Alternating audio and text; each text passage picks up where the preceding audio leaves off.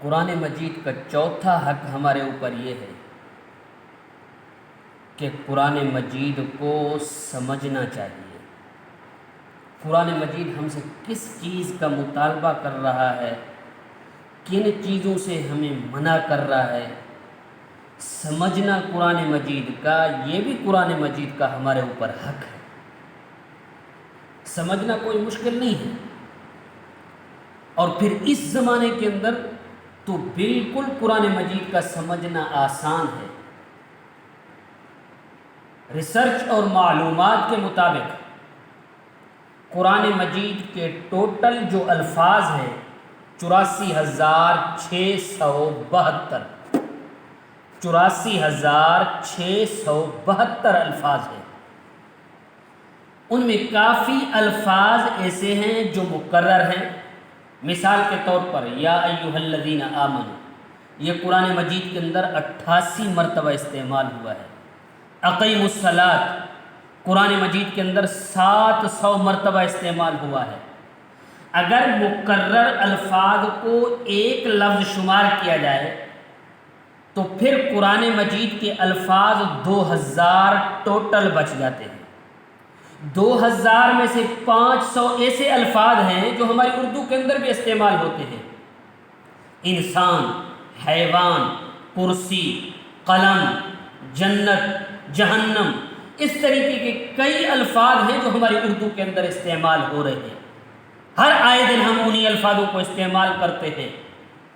اگر ان 500 کو بھی نکال لیا جائے تو قرآن مجید کے ٹوٹل الفاظ 1500 بنتے ہیں۔ اب سوچنا یہ چاہیے کہ اگر قیامت کے دن اللہ تبارک و تعالی ہم سے یہ سوال کر لے، کیا آپ کے پاس قرآن مجید کے 1500 الفاظ کے سمجھنے کا ٹائم بھی آپ کے پاس نہیں تھا، تو ہم کیا جواب دیں گے؟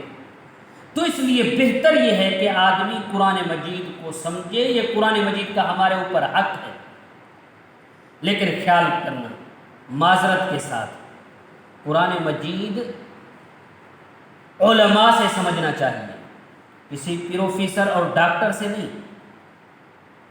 اب میں انگلش پڑھا ہوا نہیں ہوں، فرض کریں مجھ سے کوئی آدمی موبائل لے کر کے مطالبہ کرتا ہے کہ جناب یہ میسج پڑھ کر کے دکھائیں، میں کہتا ہوں جناب میں پڑھا ہوا نہیں ہوں۔ پھر آگے سے سوال کرتا ہے کہ جناب کچھ سمجھا کر کے دکھائیں۔ بھائی میں پڑھا ہوا نہیں ہوں تو سمجھاؤں گا کیسے؟ جس کو پڑھنا ٹھیک آ جائے تو سمجھانا بھی اسی کو آ جاتا ہے۔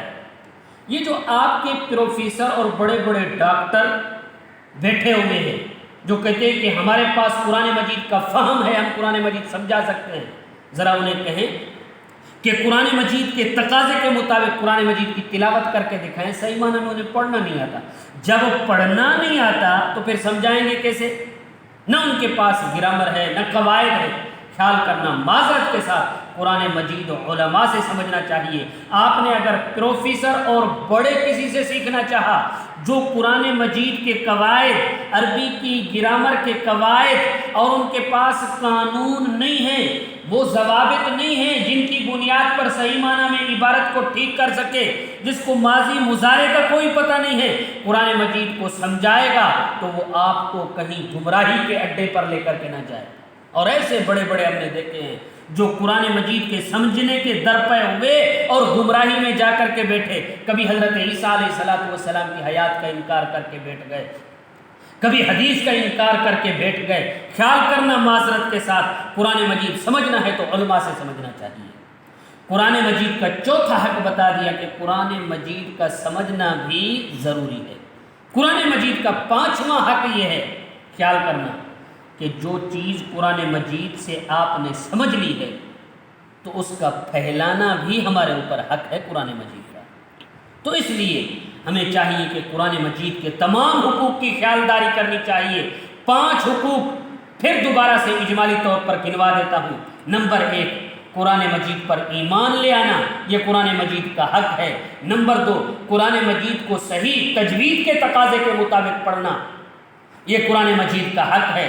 نمبر 3، قرآن مجید کا جو ہے پڑھنے کے بعد سمجھنا، یہ بھی قرآن مجید کا حق ہے، قرآن مجید پر عمل کرنا یہ بھی قرآن مجید کا حق ہے۔ 5ویں نمبر پر قرآن مجید کو آگے پہنچانا، سمجھنے کے بعد آگے سمجھانا یہ بھی قرآن مجید کا حق ہے۔ دعا فرمائیں کہ اللہ تبارک و تعالی ہم تمام کو قرآن مجید کی صحیح معنی میں سمجھ عطا فرمائے۔